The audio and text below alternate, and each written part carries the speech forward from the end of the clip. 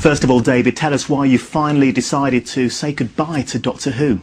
Well, I think when I first started back in 2005, I always thought that if it worked out, 3 years would be about the right time, the right amount of time to do 3 years, 3 series, which I did, and I loved, and I had a great time. And then there was the possibility of doing a few more, doing a few specials, which will see us through next year. And the show's doing well, and people seem to like it, and I think it's better to go when there's a chance that people might miss you than to hang around and out. So today is just like the saddest day in like the history of ever, as evident by my veil. I'm just so sad, and it's been a horrible day, and because like in the history of ever and in science fiction, David Tennant has decided to leave Doctor Who, and it's like the saddest thing ever. But it's also amazingly freaking like awesome. Why am I being a little bit bipolar right now? Let me tell you why. David Tennant has made the decision to leave Doctor Who. The BBC has finally announced it in an interview that looks like it was taped a while ago, and they held on to it. So, BBC. Anyway, David Tennant decided to leave Doctor Who. And it's very disappointing because I'll be very honest. I was one of the first people that after Christopher Eccleston took on the role of the Doctor for 1 year, 1 season, or 1 series, as they call it in the UK, I was really upset. I was mad because Christopher Eccleston was like this new, darker edge to the Doctor. He was this whole new perspective on how Doctor Who was, and he heralded it in this new series. And then you got David Tennant, and it was kind of like, who is this guy? And I'm so glad that I was wrong. I would gladly, if someone could write these words on a cake, that I was wrong about David Tennant, I would eat the cake. Because David Tennant has been friggin' awesome. And someone who has like such depth. I mean, he is honestly one of the greatest actors of our time. Hands down. There is no better or simpler way to put it. He is friggin' amazing as an actor. But ever since David Tennant took on the role of Doctor Who, one of the questions that's been posed to him is, how long are you going to stay? Who's going to replace you? What do you know? What can you tell us? Because you're not really going to stay that long, are you? Again, he was replacing a guy who was the Doctor for only 1 year. David Tennant, by far one of the best, most popular stars in the United Kingdom right now, has won several awards, People's Choice Awards, different acting awards, is right now Hamlet, randomly he's Hamlet, starring with Patrick Stewart. So, amazingly strong depth for an actor. And it's a little disappointing that he's leaving, but at the same time, he's been on the series from us. It's gonna go now kind of into its 4th year. They've had 3 full seasons with him, and they're gonna do these four specials to kind of calm down Doctor Who. To get fans, not that they were losing interest, by far they weren't, because their last episode they did was the highest rated show Doctor Who had ever had. So it was awesome in that respect. So now they get to look forward to what's going to happen next. And one of the most singular distinctions that Doctor Who has is the ability to recast its main character with a brand new actor and do a whole new persona, but it's still the same character. And it's that much more awesome of a show for being able to do something like that. It's absolutely amazing. So I'm really interested in seeing what they're doing. And like I said before, ever since David Tennant took on the role, he's always been asked, when are you leaving? And one of those rumors that has also been on there was who would replace him. So here are some of the people that have been talked about. Patterson Joseph. He played Benjamin in Jekyll, the new Primeval. Primeval's been airing in the United Kingdom as well as on BBC America. Amazing show. But here's the interesting thing. Peterson Joseph has already been on Doctor Who. But that has happened before, where different actors have played different roles and been brought back later as significant characters.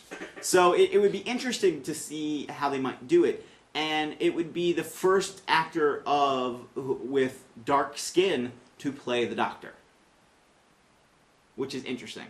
And this is a random thing. It's an interesting distinction that in the United States, everybody who has dark skin, not everybody, but many people who have dark skin are called African Americans. But in the UK, it's just another actor. There's no distinction.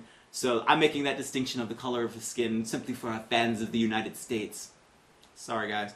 Anyway, James Nesbitt, who played Tom Jackman and Hyde in the new Jekyll miniseries that went on, that was written, interestingly enough, by Stephen Moffat.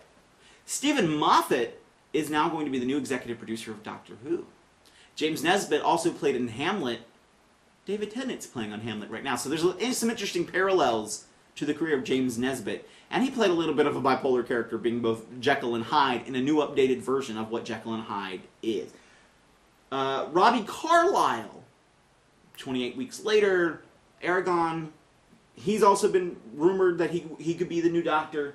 Simon Pegg, now here's a guy. Now if there was anybody I could think of off the top of my head to be able to replace David Tennant with ease and show more of a range of acting ability for the Doctor. I don't necessarily mean that in a way to like outshine David Tennant, but someone who could be kind of have this big range of ability in his acting skill. It's Simon Pegg. He has a tremendous following in the UK and Hollywood. The problem is he might have too big of a following to really be interested in doing work as the Doctor for Doctor Who.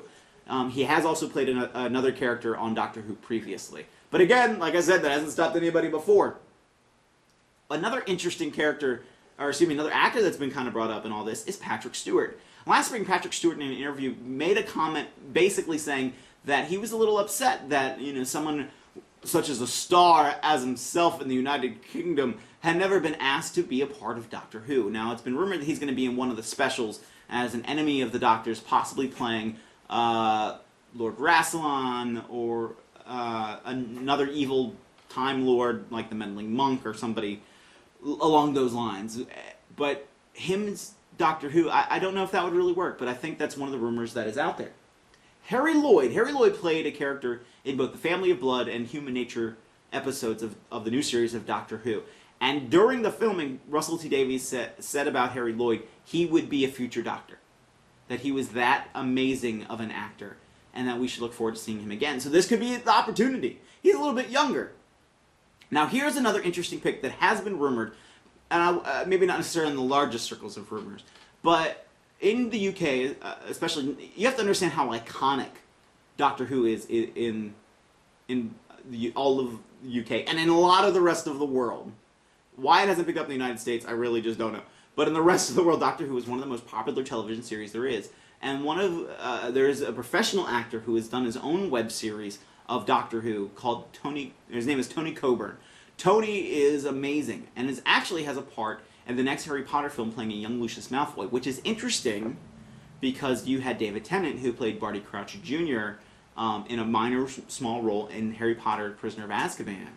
And now you have the potential for Tony Coburn, another actor in a small role in a Harry Potter movie, taking on the Doctor. And for those of you who are like, well, he's just a fanboy. He's not.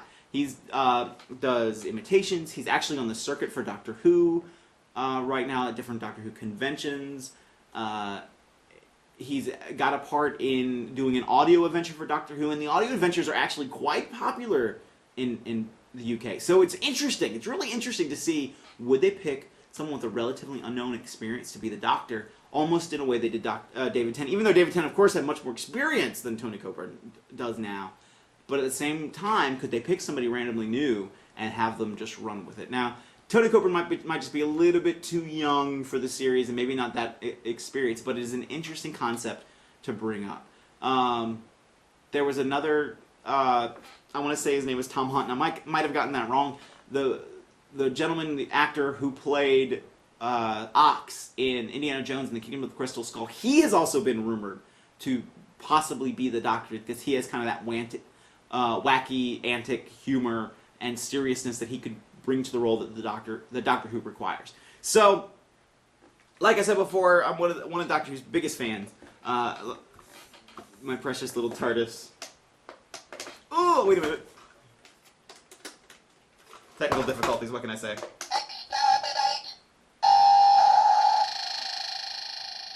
Multiple spectrum scanning now engaged.